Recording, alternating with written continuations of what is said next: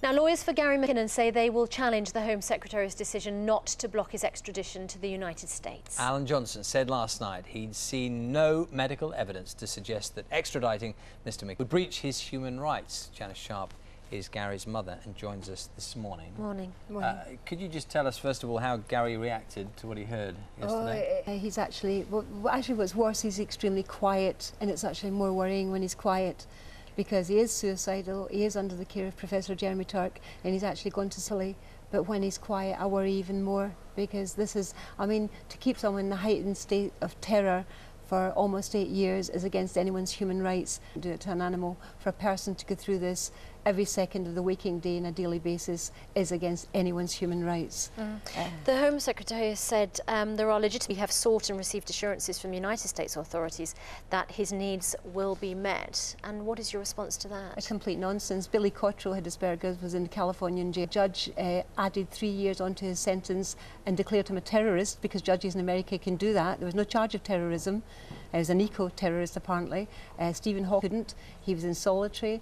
Prisoners beat him up. With Asperger's, there's no racial differences, so he didn't know to stand beside the right.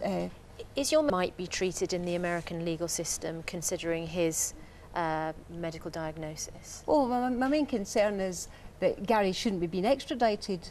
In the United States? Absolutely not. He faced trial here. When Gary committed this, it was done before this treaty was even brought in.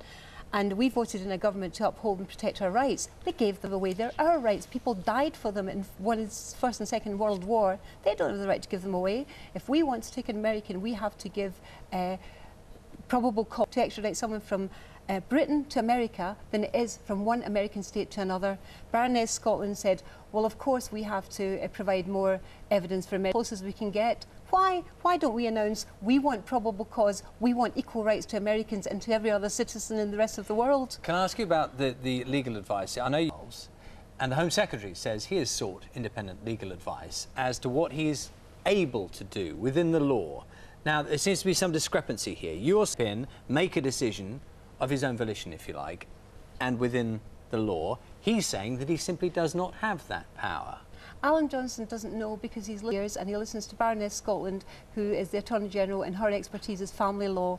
Who gave him the advice was Labour appointed as Minister of Terror Laws, Lord Carlisle. He's a top, the extradition can be halted by Alan Johnson.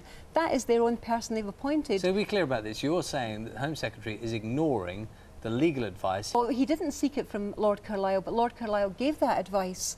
And Lord Carlisle was appointed by the Labour government as the Minister of Terror Laws, and he said that they can stop the extradition. Two members have said that they can stop the extradition. Now, they're the top people in the land. They're not going to put their reputations in the line by saying something that's untrue. Alan Johnson has taken advice from civil governments, and they're also from Baroness Scotland, whose area is family law.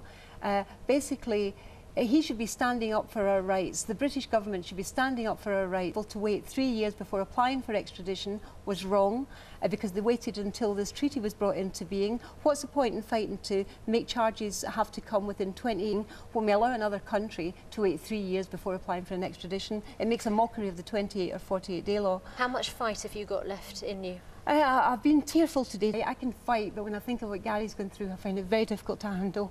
But I've got fight, I'll fight on, and Gary's got the best solicitors in the world. They're applying for a Home Secretary. Now, normally you're allowed 3 months to have this, but Alan Johnson has just ruled we've only got 7 days. Please, Alan Johnson, give us the 3 months that everyone else has. They might stop Gary's extradition. Why does the Labour government object to this? Why do they want to do it so quickly to prevent Gary the last chance he's got? Give us the title to... Can I just give you a last thought? I mean, is it your sense that the Home Secretary, Mr. Johnson, does not appreciate Gary's physical and mental condition? If you're not hiding behind the technicalities of the law and not hearing what you're saying about how he is and the effect this is having on him? I think Alan Johnson is in that position. He's not a lawyer. He is a hack politician that takes advice from the people around him. I think he doesn't understand it. I think that this government bends over backwards to appease America for whatever reason. Americans, we wouldn't be able to extradite under the same circumstances, but our country, for some reason, our government, not our politicians, because lots of the politicians are on Gary's side, the Select Committee on the 10th of November that the government should stop the extradition. The Director of Public Prosecutions was questioned in the same morning when I wasn't there, and he, in his evidence, halt the extradition. So they can, but for some reason the people at the top in the cabinet and the government are afraid of America. And also, America's acting as though Gary T left silly notes on their computers. We had an expert, computer expert, that said that what Gary had done, he didn't shut the machines down, the financial there in the first place, and even normal computers would have flagged up that Gary was there. Well, thank you for your time this morning. Pleasure. And we will be hearing over the next few days what happens next. Goodness, Mum.